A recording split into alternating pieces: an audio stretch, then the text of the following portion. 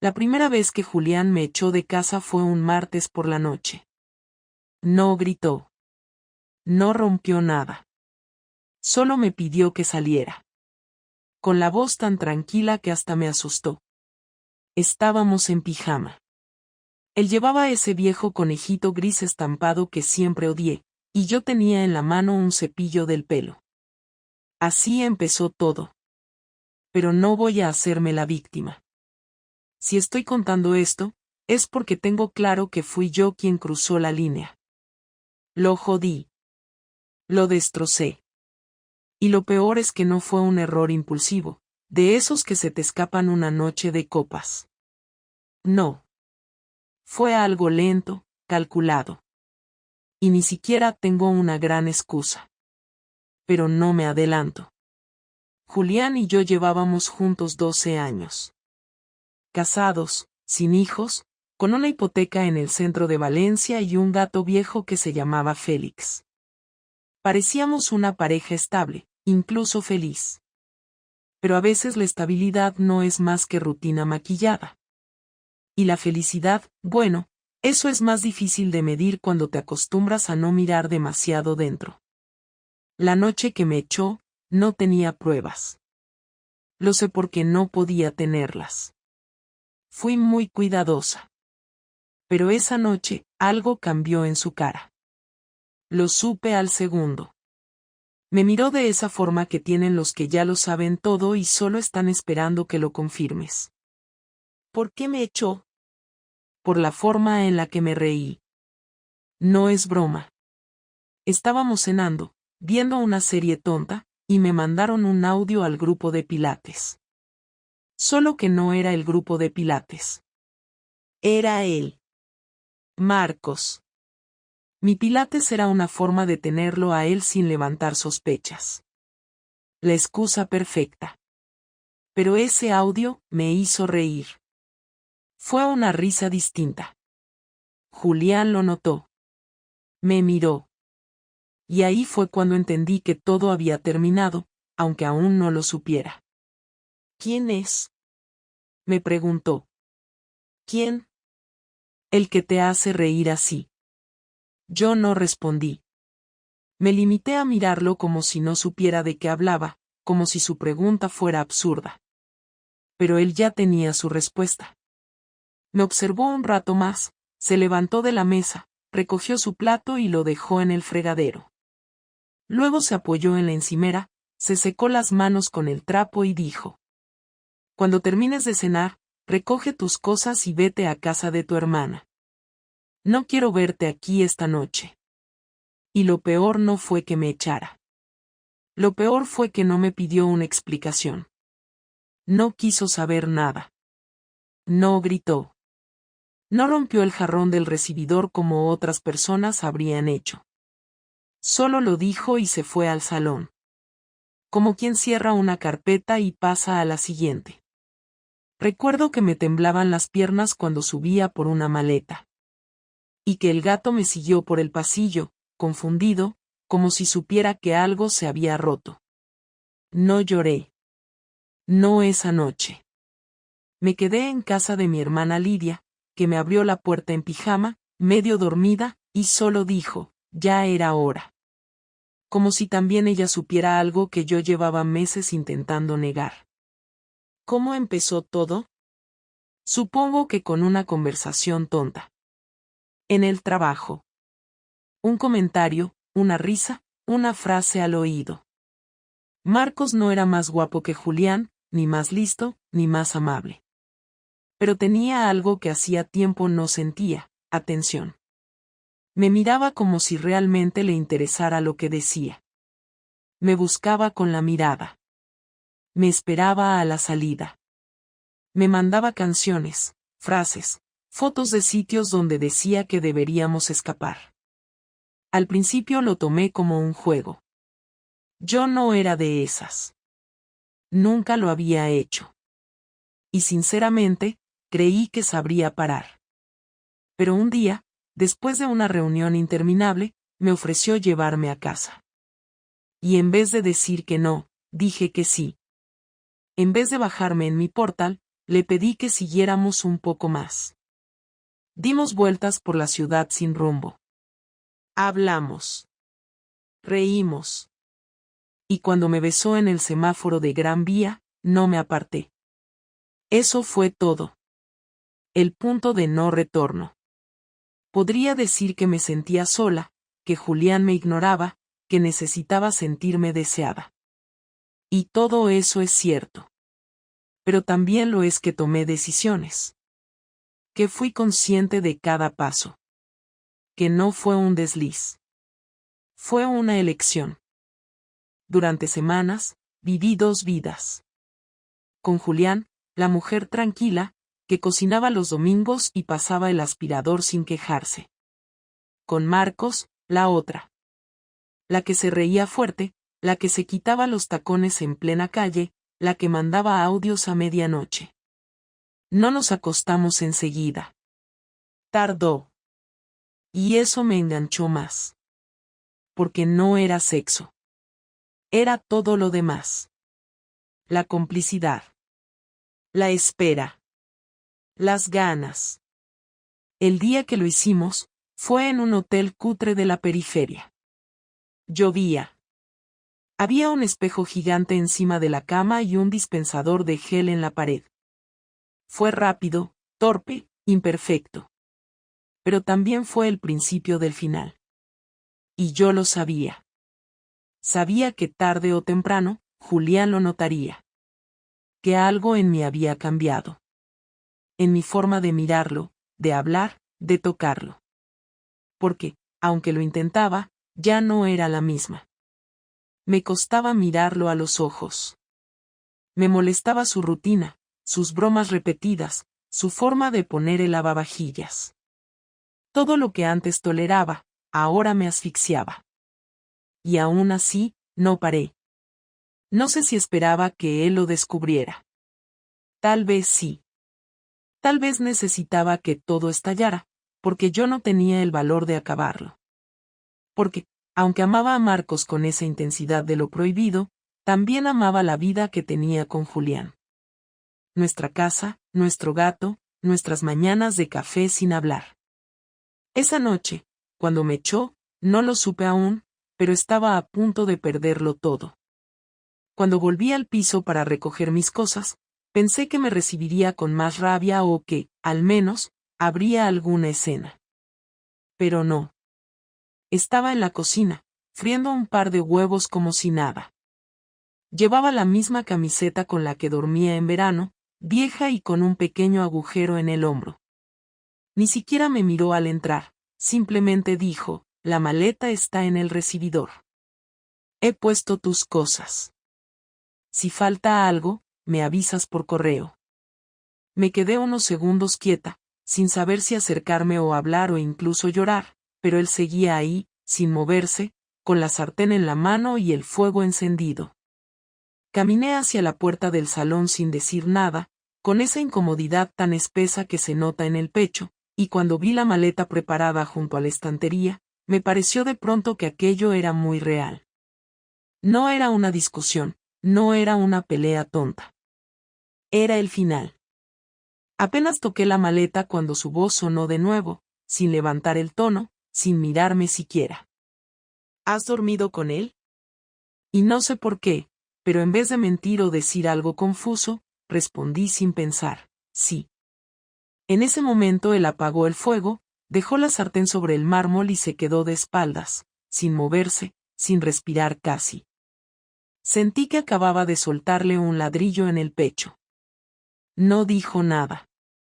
Caminé hasta la puerta lentamente, esperando que añadiera algo más, alguna palabra que rompiera ese silencio que ya no era tenso, era total.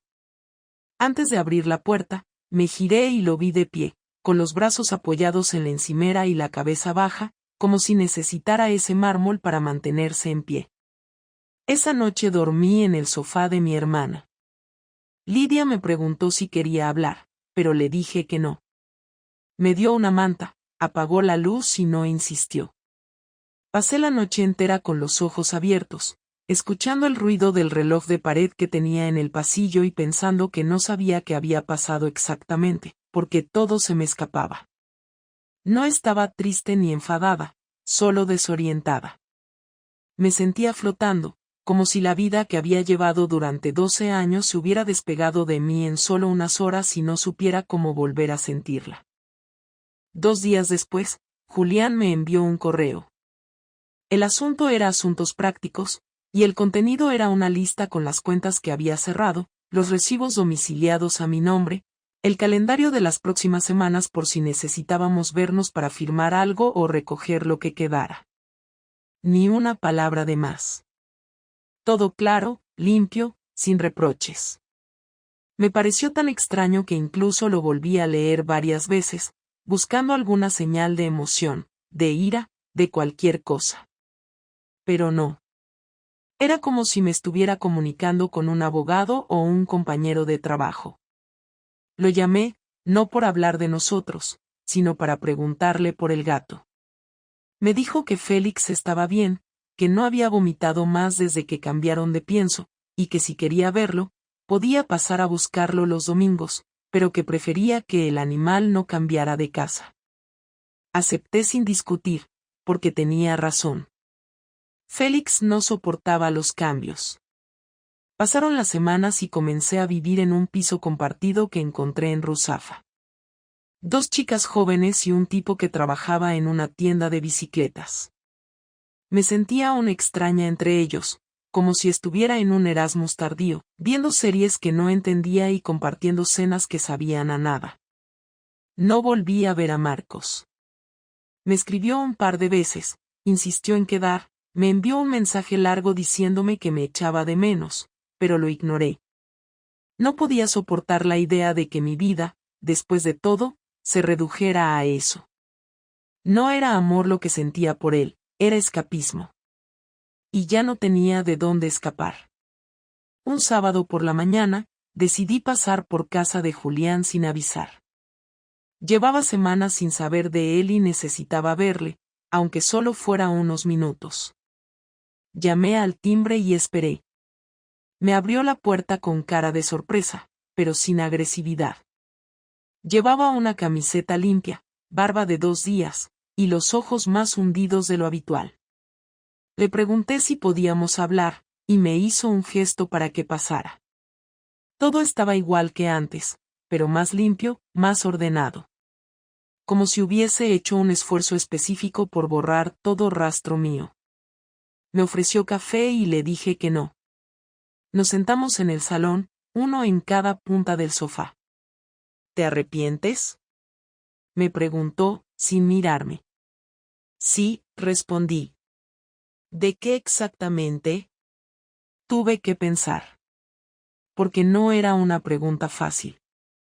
No me arrepentía del deseo, de sentirme viva, de reír, de besar a alguien y sentir que el mundo se movía. Pero sí me arrepentía de cómo había gestionado todo. De no hablar con él. De esconder. De traicionar a alguien que nunca lo mereció. De no haber sido sincera contigo. De haberme ido por la puerta trasera, como si fueras un extraño. Él asintió levemente, sin mostrar emoción. ¿Sabes lo que más me dolió?, preguntó. No. Que no lloraras cuando te fuiste. Que ni siquiera intentaras quedarte. Que lo aceptaras tan fácil, como si ya lo tuvieras decidido desde hace meses. No supe qué decir. Porque tenía razón. Hacía tiempo que me había ido, solo que no lo sabía. Me levanté para marcharme. Al llegar a la puerta, me giré para decir algo, cualquier cosa, pero él ya estaba de espaldas, mirando por la ventana, como si no quisiera verme otra vez. Esa fue la última vez que nos vimos durante casi un mes. Luego llegaron los papeles del divorcio. En el buzón, firmados por él, con todo en orden. Sin peleas. Sin abogados caros. Todo lo había hecho él. Solo tenía que firmar y entregar una copia. Esa noche, lloré por primera vez desde que me fui. Y no fue por amor, ni por culpa, sino por la certeza de haber roto algo que nunca volvería a estar entero. Y ahí empezó el principio del castigo. No el suyo. El mío. El día que Julián decidió hablar conmigo en serio no fue planeado, ni acordado, ni cordial, fue repentino y directo. Habían pasado casi 5 semanas desde la última vez que lo vi y yo empezaba a creer que quizá el proceso sería frío pero rápido, sin demasiadas vueltas, como él lo estaba haciendo hasta ese momento. Pero esa tarde todo cambió. Recibí un mensaje de un número desconocido que decía, necesito verte. Hoy. A las 7. En el piso. No puso su nombre, no hacía falta. Llegué 10 minutos antes de la hora, subí las escaleras despacio y sentí algo extraño, como si estuviera entrando en una casa que no era mía aunque fuera la que había sido mi hogar durante 12 años. La puerta estaba abierta. Entré sin llamar. Lo encontré sentado en el salón, sin televisor encendido ni música ni papeles, simplemente sentado, con los codos sobre las rodillas, serio y agotado. Me acerqué con cautela, como si estuviera ante alguien con una herida abierta, y dije que había llegado antes por si quería hablar un poco más de lo previsto. Él levantó la vista y me observó durante unos segundos como si tuviera que evaluar mi presencia antes de decidir si quería dirigirme la palabra. Su primera frase no fue agresiva ni sarcástica, pero sí firme. Me dijo que no quería escucharse a sí mismo hablando como un mártir, que no iba a suplicar amor ni a pedir explicaciones, pero que necesitaba entender lo que pasó en nuestra vida antes de que yo empezara a buscar otra fuera de ella, porque no entendía cuándo ni cómo se rompió lo que teníamos. Su tono era controlado pero algo más denso que antes, como si hubiera estado entrenando durante semanas cómo hablar conmigo para no desbordarse. Le dije que no quería justificarme, que sabía que lo que hice no tenía defensa. Él frunció el ceño y contestó que no buscaba defensa, que lo que quería era claridad. Me miró fijamente y me soltó la pregunta que más miedo me daba. ¿Cuánto tiempo llevaba sin quererme? Mi reacción fue tardía y confusa porque no lo había pensado antes, aunque la respuesta estaba dentro de mí, solo que nunca la había formulado. Le dije que sí lo quería, pero de otra manera, no como al principio, quizá como a alguien que te sostiene pero ya no te mueve por dentro. Al oír eso él apretó los labios y se incorporó del sofá con calma, como si se levantara para ir a hacer un trámite. Caminó hacia la ventana y me dio la espalda antes de hablar otra vez. Dijo algo que me dejó helada. No sé si me duele que dejaras de quererme o que ni siquiera intentaras volver a hacerlo. Le pedí que se sentara conmigo, pero no lo hizo. Se quedó mirando hacia afuera, como si en la calle hubiera una explicación que no conseguía encontrar dentro de la casa. Después de un silencio largo, me dijo que había hablado con mis padres, algo que yo no esperaba ni quería. Les había contado que nos habíamos separado por decisión mía y que no quería dar detalles, pero que yo tendría que alojarme en otro lugar. También había hablado con mi directora del instituto, sin contarle nada personal, solo preguntando si podían ajustar horarios o permisos para facilitar que yo buscara un piso estable. Todo lo hizo sin consultarme porque, según él, había pasado demasiado tiempo resolviendo los problemas yo sola, sin darle la oportunidad de participar. Me sentí humillada, expuesta, como si me hubiera desnudado frente a medio mundo sin haberlo decidido, aunque entendí que eso era parte de su forma de atacarme sin levantar la voz. Cuando intenté que parara diciéndole que era un asunto nuestro, se giró por primera vez con algo de dureza en los ojos. Dijo que no éramos solo nosotros, que teníamos familia, amigos, vecinos, y que esas personas merecían saber que él no estaba destruyendo nada, que fue yo quien rompió algo que estaba vivo. Me quedé sin palabras porque no podía negar que tenía razón. Me senté en el sofá sintiéndome como una invitada incómoda, mientras él se acercaba con una carpeta en la mano. La puso sobre la mesa y me dijo que eran copias de todos los gastos que él asumió los últimos meses, organizadas por fechas. No lo decía para pedirme dinero, lo decía para mostrarme hasta dónde había seguido cuidando de la casa incluso cuando yo ya mentalmente la había abandonado. Me pareció excesivo, pero no injusto. Me pidió que hablara con sinceridad. Preguntó si había algo que él pudiera haber hecho para evitar lo que pasó. No pude darle una respuesta clara. Dije que quizá nos acostumbramos demasiado uno al otro, que dejamos de preguntarnos si estábamos bien o no.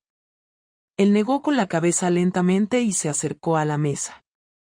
Apoyó las manos sobre ella y dijo una frase que nunca olvidaré: yo no necesito que me quieras como antes, pero sí necesito que me respetes.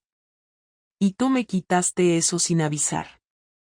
Su voz empezó a quebrarse un poco y, por primera vez desde que todo estalló, dejó que sus emociones aparecieran sin control. No lloró, pero su respiración se volvió irregular y tuve la sensación de que intentar contenerse le dolía más que cualquier insulto. Me acerqué a él para tocarle el brazo, pero retrocedió en seco. No fue una reacción física, fue algo interno, como si mi mano ya no tuviera permiso para estar en su espacio. Ahí supe que lo había perdido también como persona, no solo como marido. Me senté de nuevo y solo dije lo siento, pero él me miró con decepción y respondió que lo siento era una frase útil cuando se rompe un vaso, no cuando se pierde algo que no se puede reemplazar. Y entonces llegó el golpe que no vi venir. Hizo una pausa larga y dijo que había contratado a un abogado, porque aunque no quisiera una guerra, no pensaba regalarme la mitad del piso ni dejarme marchar sin dejar constancia de lo que hiciste. Añadió que tenía pruebas suficientes para demostrar que hubo infidelidad, y que eso afectaría al reparto. No sabía que tenía pruebas. Él sabía que yo borraba todo. Se lo dije. Él sonrió de forma muy breve y me respondió que no necesitaba buscar mi teléfono para saberlo, que había hablado con gente, que había oído cosas, que no hacía falta tener vídeos para entender lo evidente cuando todo el mundo lo sabía menos yo. El mundo se me cayó encima porque no supe a quién se había acercado. No me dio nombres. Solo dijo que la gente habla y que eso era algo que jamás consideré.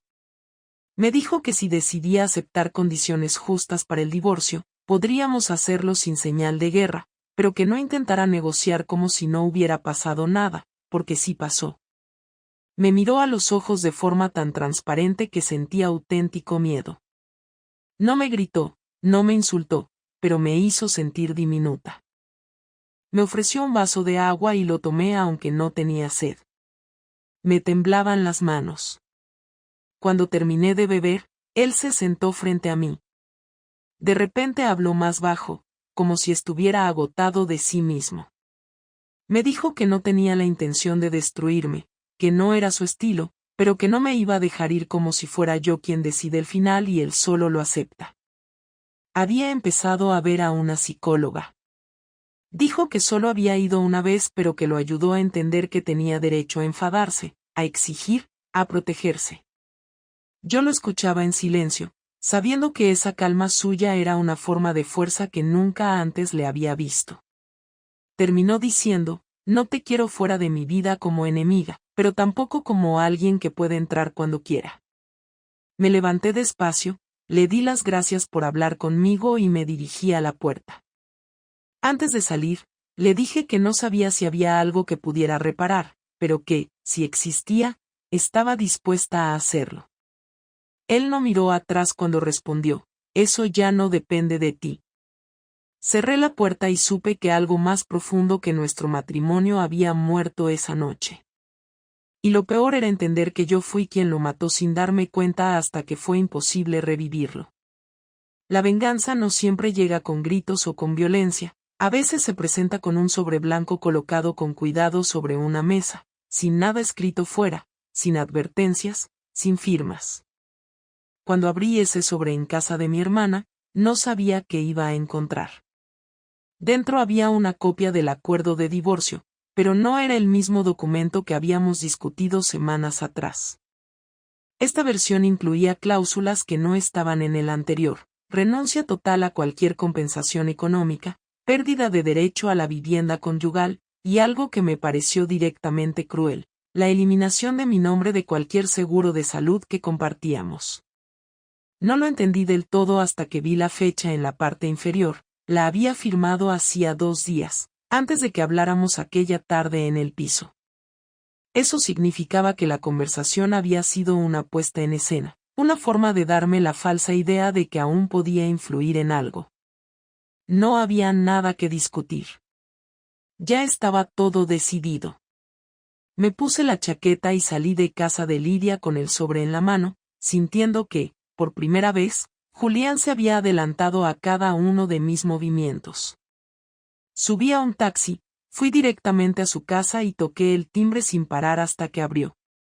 Lo hizo con cara de sueño, despeinado, con una camiseta negra que nunca antes había visto. Me miró sin sorpresa y preguntó si había leído el sobre. Le dije que sí y le pedí una explicación. No levantó la voz, no se movió de la puerta. Solo dijo que esa era su forma de cerrar el círculo.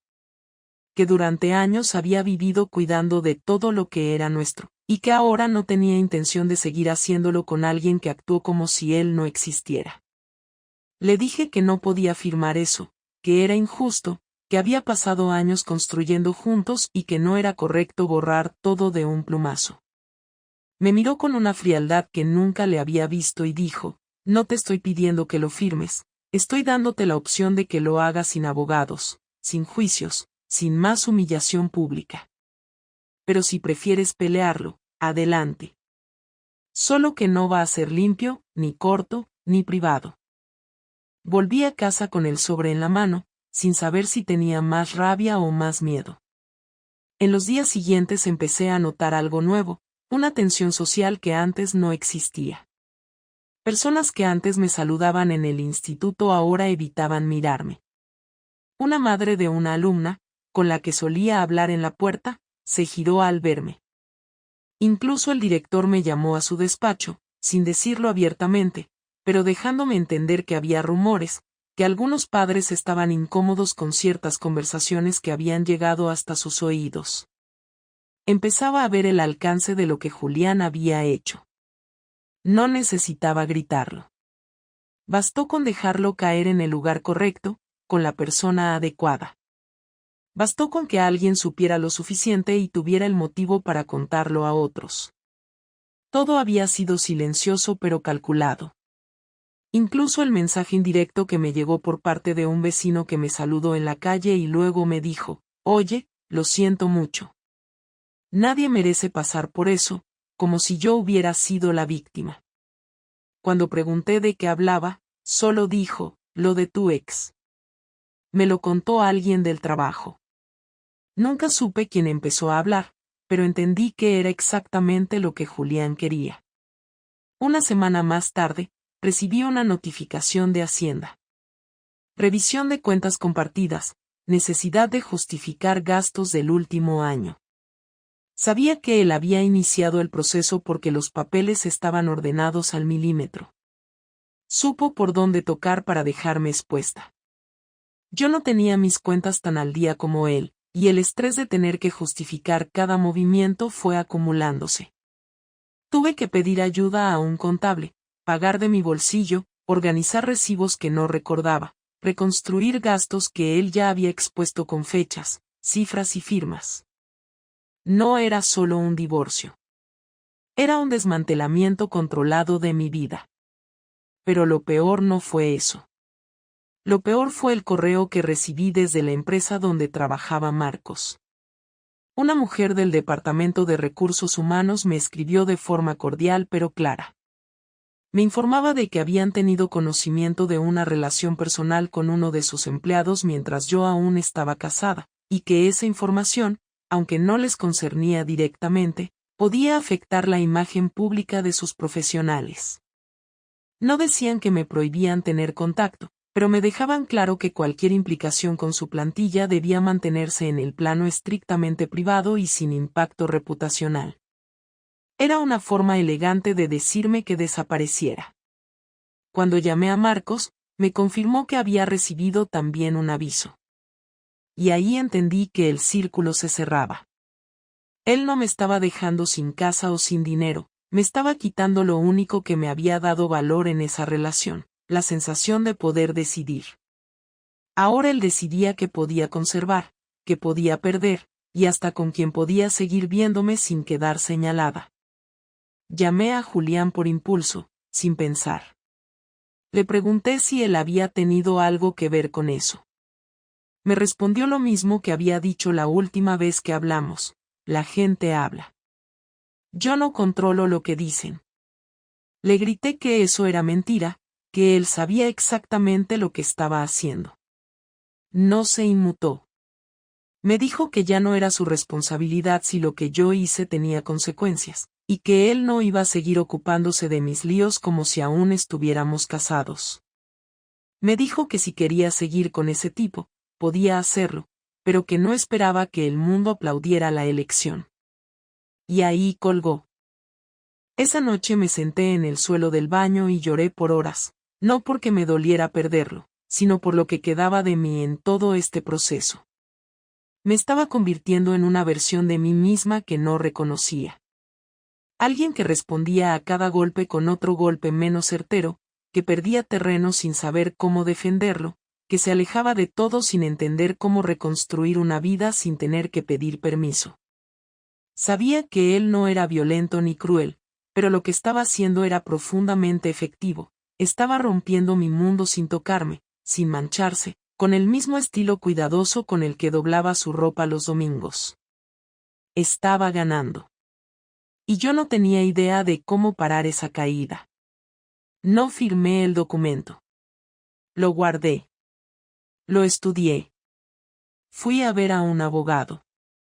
Pero mientras él me explicaba lo que podía y no podía negociar, lo único que pensaba era que Julián ya había ganado donde más dolía. No en lo legal, sino en lo simbólico. Me había hecho entender que no iba a permitir que la historia terminara con mi versión. Había tomado el control de la narrativa. Y yo ya no era la mujer que traicionó.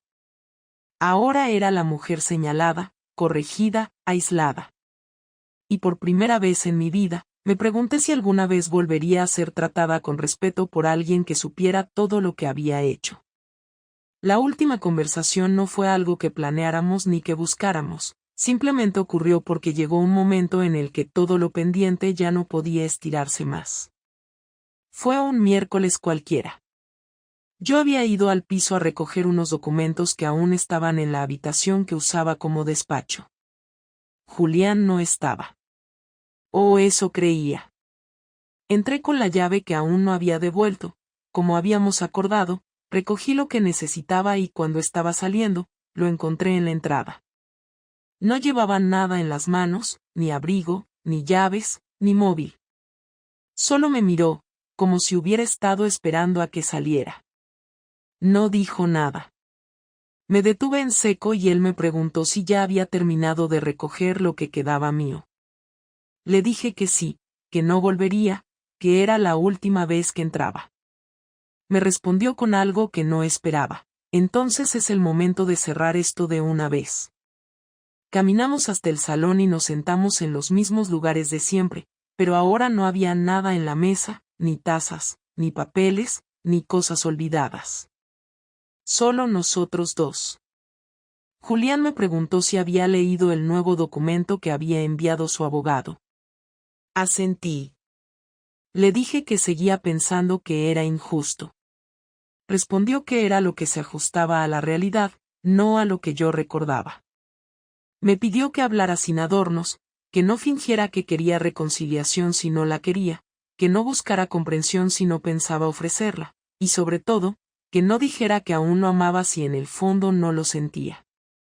Me pidió que, por primera vez desde que todo empezó, fuera directa. Tardé unos segundos en reaccionar. Respiré hondo y le dije que no estaba allí para buscar su perdón, que no pretendía recuperar nada, que solo quería que supiera que, aunque no lo pareciera, todo lo que había ocurrido me había costado. Me miró fijo durante varios segundos y dijo que eso ya no era importante para él. Julián me explicó que había comenzado terapia no para entenderme, sino para entender por qué no había visto nada antes. Que su obsesión en las últimas semanas no era la traición, sino su incapacidad para preverla. Me confesó que, durante años, vivió convencido de que el amor era algo que se mantenía por costumbre, por compromiso, por rutina, pero que había aprendido que lo que no se alimenta, muere, y que ahora entendía que los dos habíamos dejado de cuidar lo que teníamos mucho antes de que yo tomara la decisión de estar con otro. Dijo que eso no justificaba nada, pero que al menos le daba una explicación que podía aceptar sin destruirse. Yo escuchaba todo con una mezcla de vergüenza y alivio. Le pregunté si había llegado a odiarme. Respondió que no, que nunca me odió, pero que hubo días en los que deseaba no haberme conocido, y que eso le dolía más que cualquier rabia. Le pedí perdón otra vez.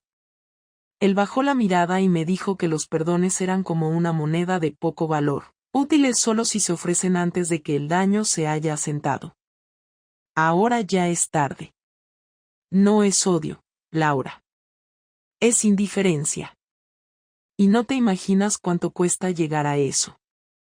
Le pregunté si había conocido a alguien. Me dijo que no tenía ganas ni tiempo para vínculos nuevos, que ahora mismo estaba centrado en aprender a vivir solo, a cuidar de sí mismo sin depender de nadie. Le pregunté si creía que alguna vez podríamos hablarnos como personas normales, sin resentimientos. Me miró con seriedad y respondió que tal vez algún día, pero que ese día aún estaba lejos. Luego hubo un silencio largo. Ninguno sabía qué más decir. Yo miraba las paredes, reconociendo los cuadros, las fotos quitadas, los huecos vacíos donde antes había cosas nuestras. Todo había sido ordenado de forma distinta. Era su casa ahora. Y yo era una visitante más. Me levanté y le pregunté si quería que le devolviera las llaves ya. Me dijo que sí.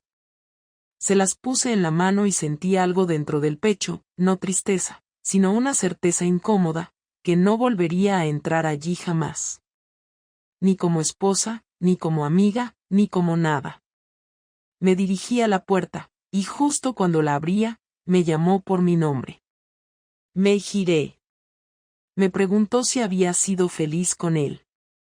Respondí que sí, durante mucho tiempo. Él asintió, y sin sonreír, dijo, yo también. Aunque ya no lo recuerde igual. Cerré la puerta sin decir nada más. Bajé las escaleras con paso firme y al llegar a la calle, no miré atrás. No por orgullo, sino porque mirar atrás ya no servía de nada. Sabía que esa conversación había sido lo más cerca que íbamos a estar nunca de volver a entendernos. No como pareja. Ni siquiera como conocidos. Solo como dos personas que compartieron una historia y ahora caminaban por sendas diferentes, sin odio pero también sin cariño. Volví a casa de mi hermana y no conté nada. No porque no quisiera, sino porque entendí que nadie más podía entender lo que se había dicho allí, lo que se había roto, lo que se había enterrado. Esa noche dormí sin sueños, sin vueltas, sin sobresaltos. No fue una paz feliz. Fue una calma seca, pesada, inevitable. Como cuando uno sabe que ya no queda nada por decir, y eso, por primera vez, da un respiro. El divorcio se firmó un martes por la mañana, en una notaría del centro, sin ceremonia, sin lágrimas, sin palabras innecesarias. Él llegó puntual, con una carpeta en la mano, acompañado de su abogado. Yo llegué sola, como había decidido desde el principio. No quise llevar a nadie porque sabía que esta última parte era mía y solo mía. Firmamos en silencio, cada uno en su turno, y cuando el notario terminó de leer el acuerdo por última vez, Julián se levantó, me estrechó la mano como si cerráramos un trato comercial y salió sin mirar atrás. Yo me quedé un momento más, fingiendo revisar los papeles, pero solo necesitaba un minuto para respirar antes de enfrentarme a la calle y aceptar que todo lo que habíamos sido estaba ya fuera de mi control. No me dolió como pensé que dolería. No hubo desgarro ni crisis, solo una sensación de final que ya había sido asumido mucho antes de ese día. Volví a pie a casa, atravesando calles por las que habíamos caminado cientos de veces, pero que ahora ya no significaban nada especial. Me crucé con un par de caras conocidas, pero nadie me saludó. Algunos sabían lo que había pasado, otros tal vez solo intuían cosas, pero la verdad es que en ese momento me daba igual. Lo único que tenía claro era que no podía seguir viviendo en Valencia. El lugar entero me recordaba a cosas que ya no existían, a costumbres que ya no eran mías. Decidí buscar trabajo en otra ciudad. Mandé solicitudes a institutos en Zaragoza, en Málaga, incluso en León. Quería un sitio donde no tuviera que dar explicaciones a nadie, donde nadie me asociara con un error que ya había pagado más de lo que pensaba que iba a pagar. Durante esas semanas, empecé también a ordenar mi vida en lo práctico. Cerré cuentas conjuntas, cambié de banco, alquilé un estudio pequeño en un barrio más tranquilo, lejos de todo lo que había formado parte de mi vida anterior. Era un piso antiguo, sin lujos, con muebles de segunda mano, pero tenía lo que necesitaba, silencio. Poco a poco empecé a dormir mejor, aunque algunas noches me despertaba sin razón, mirando el techo, como si algo dentro de mí todavía no aceptara del todo lo que había pasado. No pensé más en Marcos. No volví a llamarlo, no respondí a sus mensajes. Él insistió un par de veces, pero cuando entendió que no iba a recibir lo que esperaba, desapareció sin despedirse. Nunca fue alguien importante. Solo fue el medio que elegí para salir de donde ya no quería estar. Y eso, por mucho que me duela admitirlo, es lo que más vergüenza me da. Mi hermana fue la única que me acompañó sin cuestionarme. Nunca me dijo que lo merecía, ni que lo había buscado, aunque sabía perfectamente todo lo que había hecho. Me ofreció su casa, su tiempo, y su distancia cuando la necesitaba. Una noche, cenando con ella en la cocina, me preguntó si volvería a hacer lo mismo. Tardé en responder. Le dije que no, que si pudiera volver atrás no lo repetiría, no porque el deseo fuera falso, sino porque el precio había sido demasiado alto. No por lo económico, no por el que dirán, sino por lo que perdí de mí en el proceso. Durante muchos meses me había creído fuerte, autónoma, incluso valiente por atreverme a cambiar las cosas. Pero la verdad es que no lo hice con valentía, lo hice con cobardía. No hablé, no enfrenté, no construí nada nuevo antes de destruir lo viejo. Solo huí. La nueva plaza me salió en Valladolid. Un instituto público, jornada completa, estudiantes difíciles, un ambiente muy distinto al que tenía en Valencia. Acepté sin pensarlo demasiado. Hice las maletas en una semana, dejé el estudio alquilado, despedí a mi hermana con un abrazo largo y prometí volver a visitarla. Julián no supo nunca que me fui. No tenía por qué saberlo. Ya no formaba parte de mi vida. Félix, el gato, seguía con él. A veces me preguntaba si seguía maullando por las noches o si había notado mi ausencia, pero nunca llamé para averiguarlo. No por orgullo, sino porque sabía que las puertas que se cierran con tanto silencio no se deben volver a tocar. Valladolid me recibió con frío, con un clima duro que me venía bien para no pensar en otras cosas. Me enfoqué en mi trabajo, en mis alumnos, en mi horario. No salía mucho, no tenía muchos amigos. Solo colegas con los que tomaba café a media mañana o con los que compartía correcciones de exámenes. En esa nueva vida no había espacio para errores pasados. Nadie me preguntaba por mi exmarido, nadie sabía nada de mi historia. Por primera vez en mucho tiempo, era solo una persona más. Empecé a ir a terapia. No porque me sintiera rota, sino porque necesitaba entender cómo había llegado hasta donde llegué sin haberlo visto venir. Mi psicóloga me ayudó a ver que muchas de mis decisiones venían de un miedo profundo al estancamiento, a la rutina, al olvido. Que no soportaba la idea de ser invisible dentro de mi propia vida. Y que, en vez de hablar, de pedir, de exigir, opté por cambiar todo desde fuera, sin reparar que los cimientos que se derrumban arrastran todo lo demás, incluido lo bueno. Me costó meses aceptarlo, pero un día me desperté sabiendo que ya no me sentía culpable, solo responsable. Y eso, para mí, Fue un paso enorme. No volví a enamorarme. No sentí ganas de empezar nada con nadie. No porque me cerrara, sino porque aún no había espacio para eso. Sentía que tenía que vivir sola durante un tiempo, no como castigo, sino como parte del proceso. Empecé a disfrutar de cosas pequeñas, caminar por el centro después del trabajo, leer sin pensar en nada, preparar cenas sencillas en silencio. Ya no sentía la urgencia de llenar el vacío, porque entendí que el vacío no siempre es señal de pérdida, a veces es solo una pausa necesaria. Hace poco me llegó un correo automático del banco, recordándome una antigua cuenta conjunta que había quedado inactiva. Me recordó a Julián, no con nostalgia, sino con una especie de respeto tranquilo. Pensé en escribirle un mensaje, solo para decirle que esperaba que estuviera bien, pero no lo hice. No porque no lo deseara, sino porque entendí que lo mejor que podía hacer por él era no volver. No interrumpir su vida. No volver a cruzarme en su historia. Ya no era mi lugar. Esta es mi vida ahora. No perfecta, no emocionante, pero mía. Aprendí que a veces no hay redención posible, solo aceptación.